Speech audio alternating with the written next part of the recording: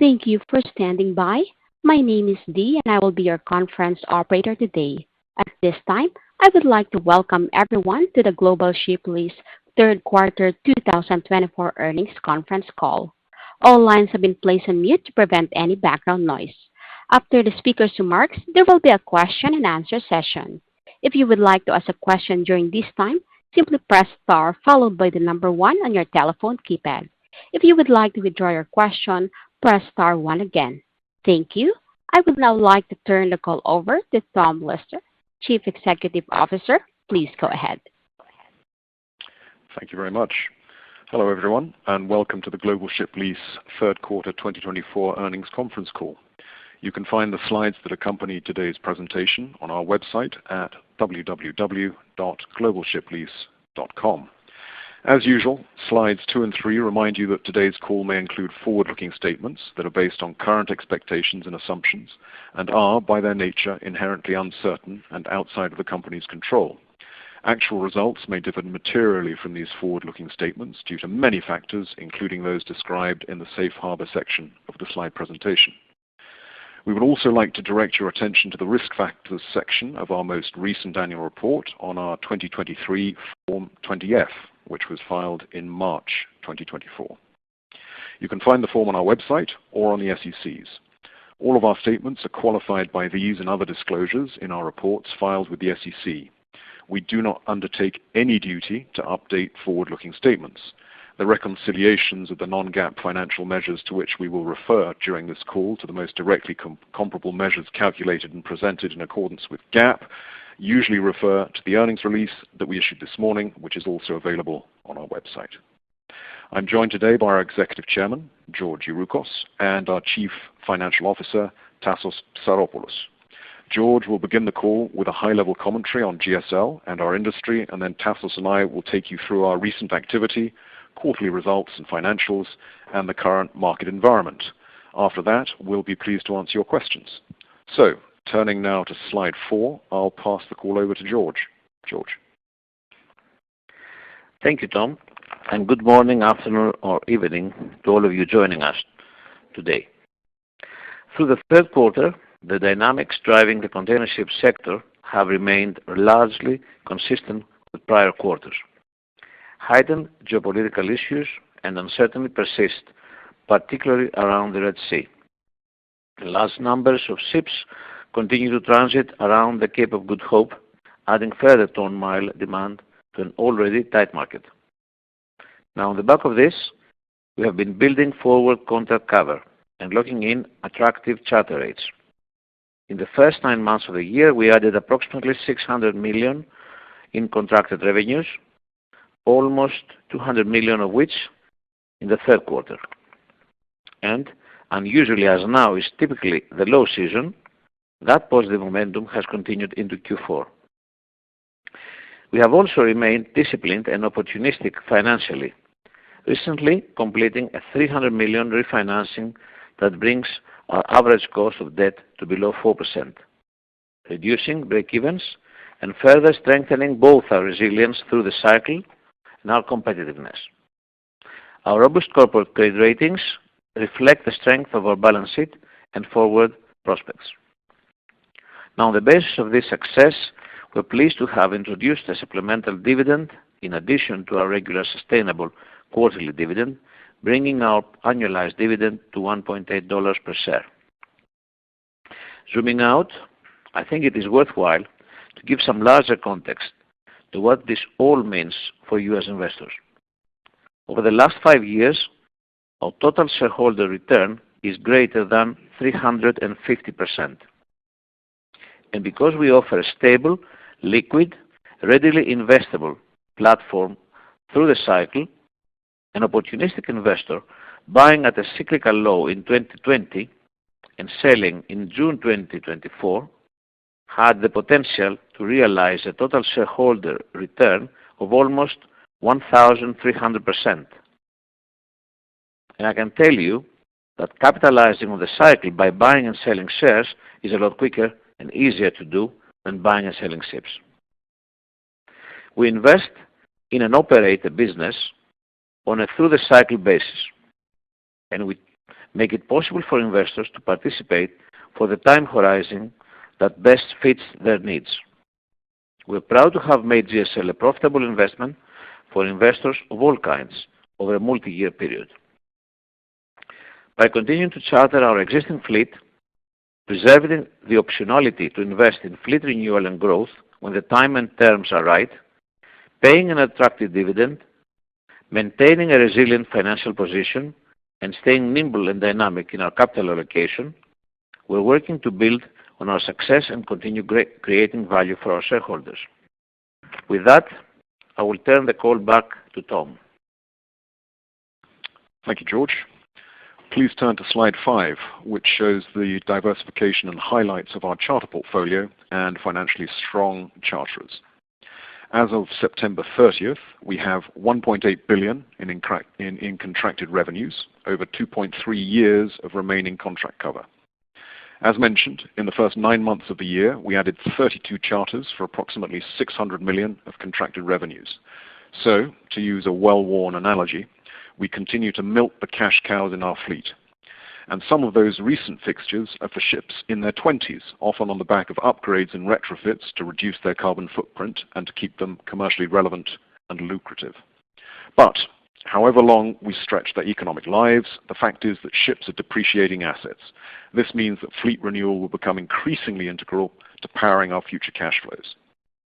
That brings us neatly to slide 6, capital allocation. To state the obvious, shipping is cyclical, and to capitalize on the cycle, you need to be disciplined, nimble, and have as much optionality at your disposal as possible.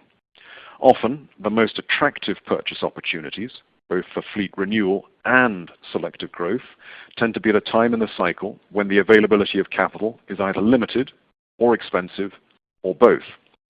So, we need a strong balance sheet and the resources to move quickly at the right time. Cash buys optionality, and optionality buys access to outsized returns. I'll come back to this point in the context of the shipping cycle in a minute or two. In the meantime, we have also other capital allocation levers, including share buybacks, which are always on the radar, delevering to build equity value over time, and of course, our dividend.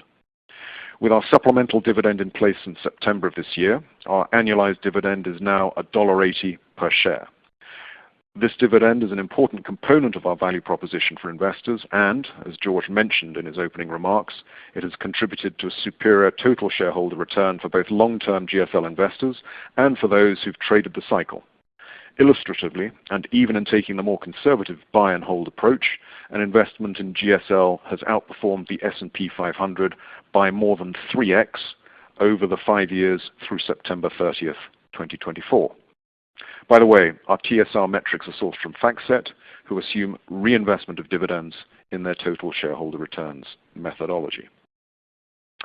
Slide 7 provides a long-term view of charter rates and asset values. During the COVID-driven high, basically the orange part of the chart, we locked in charters at rates that have continued to drive cash flows today. But we didn't buy a single ship as asset values were overheated and returned capital to investors through dividends and buying back shares. As you can see, rates have firmed significantly in 2024, and once again, we have capitalized on market dynamics to lock in more charters at great rates. As you would expect, and in line with our earlier comments on the need for fleet renewal and opportunistic growth, we're constantly scanning the market for purchase opportunities. But we will remain disciplined, selective, and long-term oriented in our approach, and will only move if the right opportunities arise. With that, I'll pass the call to Tassos to discuss our financials. Tassos. Thank you, Tom. Our third quarter financial highlights are on slide 8. I would like to highlight a few key takeaways. Earnings and cash flow have continued to trend up in the first 9 months of the year. We have lowered gross debt by over $135 million in the same period, and we still have some additional headroom under a 64 base point SOFR interest cap rates. We have a healthy cash position of $405 million. $118 million is restricted, of which $89 million is advance receipt of charter hire. The remaining $287 million covers our working capital, CapEx, covenant requirements, and dividend payment needs, while also ensuring that we have the capacity to pursue purchase opportunities when they arise. In addition to the supplemental dividend, we have got $33 million of capacity under our current buyback authorization, and we continue to deliver to build equity value. Our upgraded credit ratings reflect our financial strength, and I would note in particular our investment-grade senior secured notes. Now, Slide 9 provides a more in-depth look at our progress on delevering and de-risking our balance sheet. In the graph on the left, you can see our aggressive amortization schedule. We are on track to have our outstanding debt below $650 million by year's end and close to $500 million by the end of 2025. The graph on the right shows a similar story for financial leverage, where we have lowered our net debt to 0.8 times EBITDA as of September 30, 2024. This story continues on Slide 10. The graph on the left shows the decrease in our cost of debt after our last $300 million refinance, down to a blended rate of 3.95% as of September 30, 2024. We have accomplished this despite the sharp uptick in treasury yields, the gray bar, in recent years, assisted in part by our well-timed hedging. The daily break-even rates for our vessels have likewise traded down over the years, dropping below 9,200 at quarter end. These slides display the strength of our position and our ability to weather this cyclical industry. As we move forward, we will continue to assess our standing and look for ways to reduce our leverage, cost of debt, and break-even rates to keep us robust and well-positioned to make counter-cyclical investments that build value. Tom will now discuss our market focus and ship deployment. Thanks, Tassos. On Slide 11, we reiterate our focus on mid-sized and smaller container ships between 2,000 and 10,000 TEU.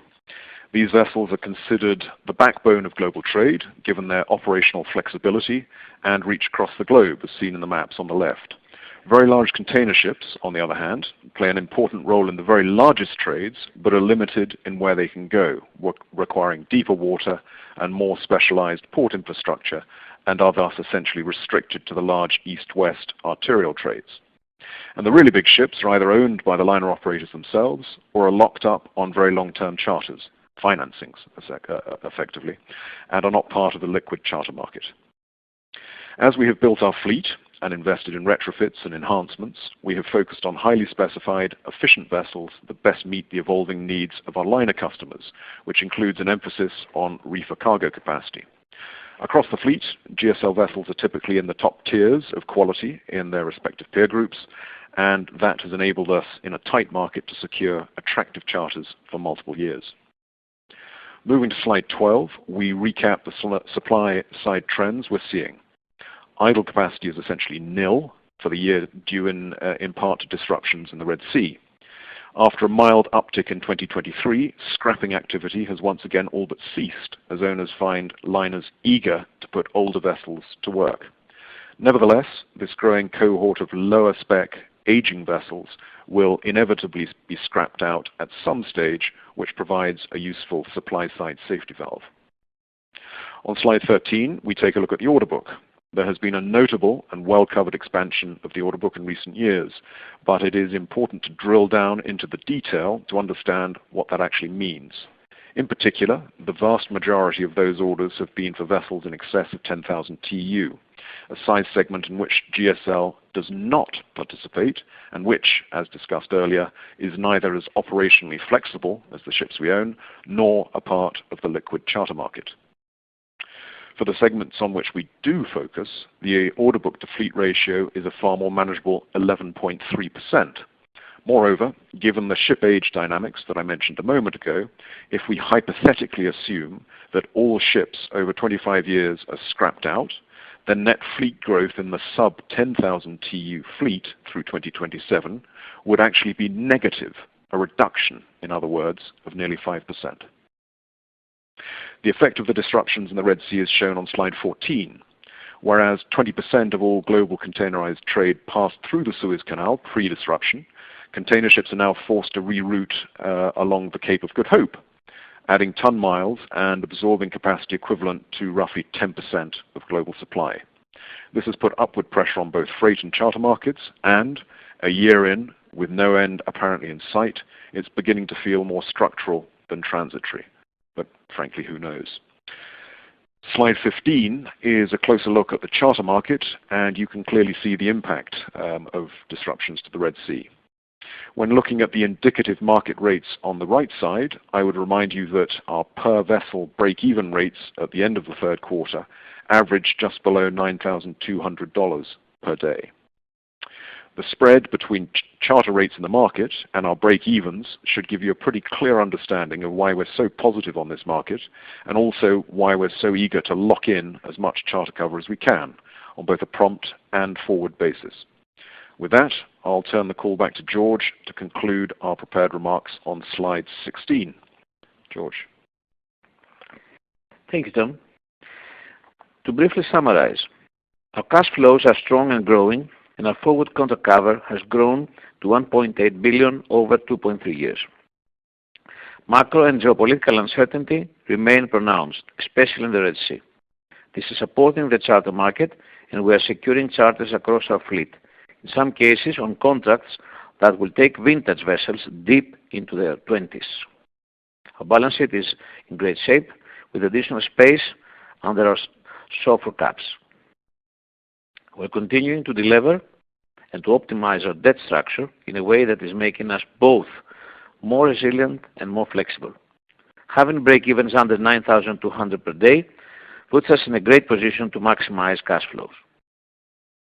As an investment proposition, GSL offers a stable platform with trading liquidity, an annualized dividend of $1.8 per share, and illustrative buy and hold returns that have been 3 times those of the S&P 500 for the 5 years through September 30th, 2024.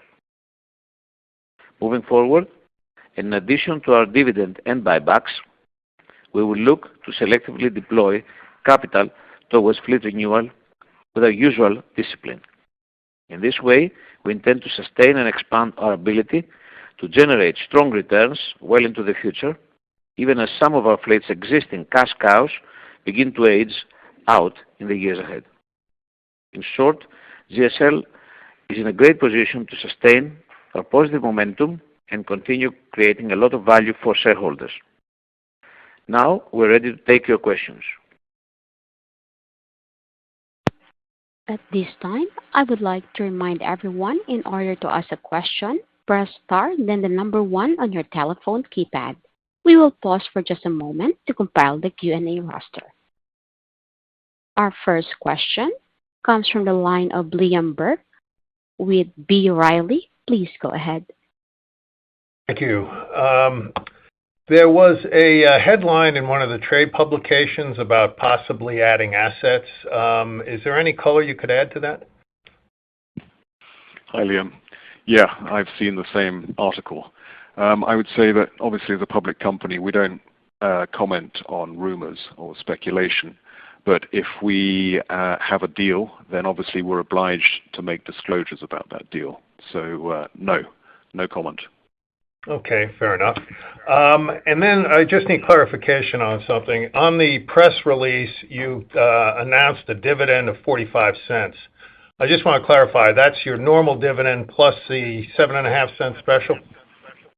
Correct, exactly. So the 45 cents incorporates both elements, both the sort of the base sustainable plus the 20% uplift, which is the supplemental. Great. Thank you, Tom.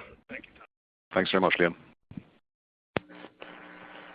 Our next question comes from the line of Omar Nokta with Jefferies. Please go ahead. Thank you. Hi, guys. Good afternoon. A couple of questions from my side. Maybe just first, you did spend a good amount of detail discussing the broader market, but just wanted to ask, how would you characterize the state of the charter markets today? It's obviously been strong all year long, but just in terms of the pace of the market, how would you say things are today, we've kind of gone past the maybe peak season. There's a bit of maybe pre-buying ahead of the risk of the strike. But just wanted to get a sense from your side, how are liners looking at the charter markets today? Hi, Omar. This is George. Well, the market is at full steam as we speak. No difference, no deterioration, if that's the question. We see charters interested in forward fixing, hence our $200 million adding of the last quarter. There is not enough ships out there, and there are not enough quality ships. Even more importantly, charters are willing to commit themselves in 2 years on smaller ships up to, let's say, 3,500 TEU. They're willing to commit to 3 years on Panamaxes and extend to 3 years plus for post-Panamaxes. So this is more or less what the situation is today. And there is demand, although there's not enough supply of ships. I don't know, Tom, if you want to add to that. Nothing to add to that, although, Omar, I think you said there were 2 parts to your question. Maybe I missed the second part. No, thanks, Tom and George. Yeah, I guess the second question is, there's been a lot of talk of tariffs with the new Trump administration and that perhaps triggering retailers to pre-buy or shippers in general to pre-buy or pre-order. I guess from your vantage point, are you seeing that? Or are you seeing ocean carriers coming to you looking for additional capacity in anticipation of perhaps some of this potential pre-buying? Well, as George said, we are seeing liner operators still have a fairly robust appetite for ships, and because there are comparatively few ships available in the market, obviously that's helping the charter market. Whether it's specifically with a view to covering a bring forward or an expected bring forward in demand, I can't really comment on that, to tell you the truth, Omar, although obviously I did read today, I think it was the National Retail Federation in the U.S. Echoed exactly those words, the notion that people may indeed be bringing forward volumes. Thanks, Tom. Yeah, I guess that's the thing. It's always the may or the potential, and then just trying to see when that actually becomes an actuality. Yeah, maybe it's too early to point to hard data yet. Right. Well, thanks for the color, guys. I'll turn it over. Pleasure. Again, if you would like to ask a question, please press star 1 on your telephone keypad and wait for names to be announced.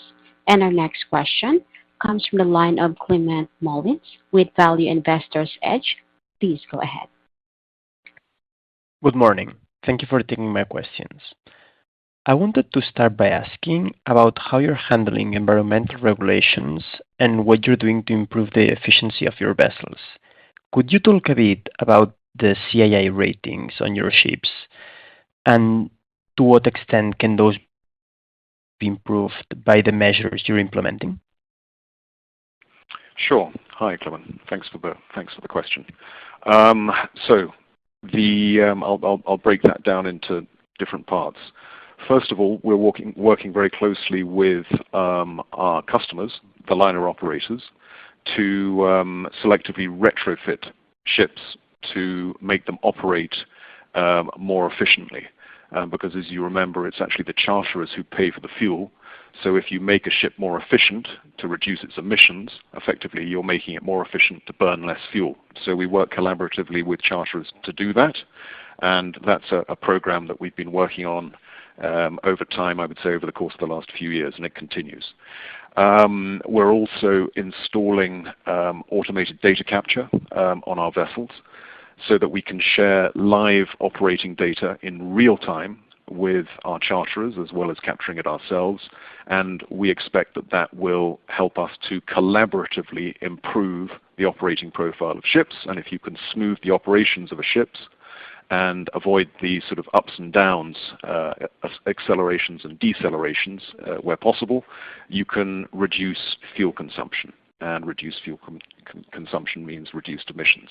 So that's on what we're doing. We're also making our ships biofuel compatible, so that they can burn low carbon content biofuels, and all of this feeds into the decarbonization strategy which aligns across our fleet and the operated fleet of our charterers. Now, you asked about CII specifically.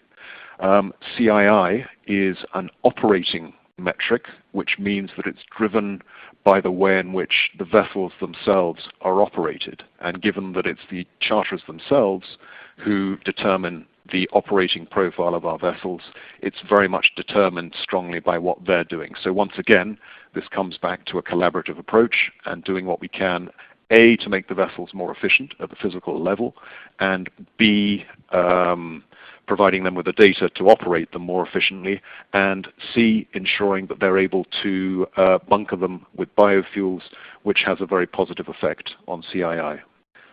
Sorry, long answer to a short question. That's really helpful. Thank you. I also wanted to ask about the ATM usage during the quarter.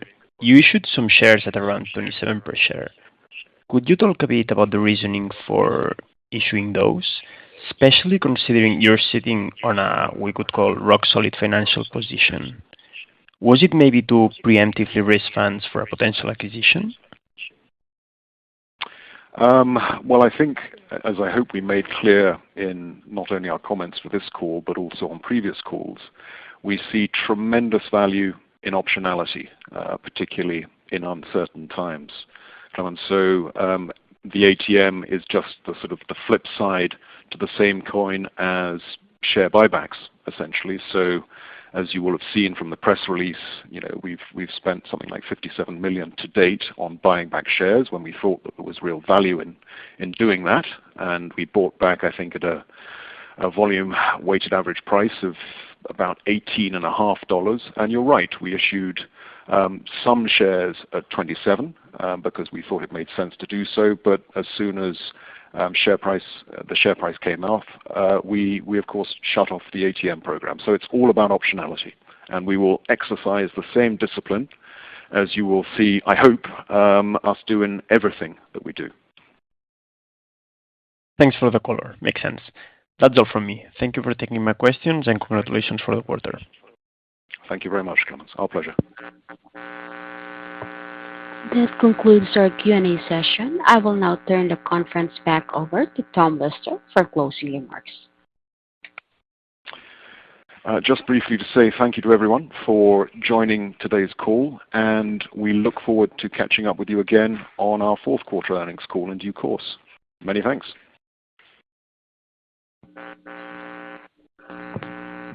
Ladies and gentlemen, that concludes today's call. Thank you all for joining. You may now disconnect.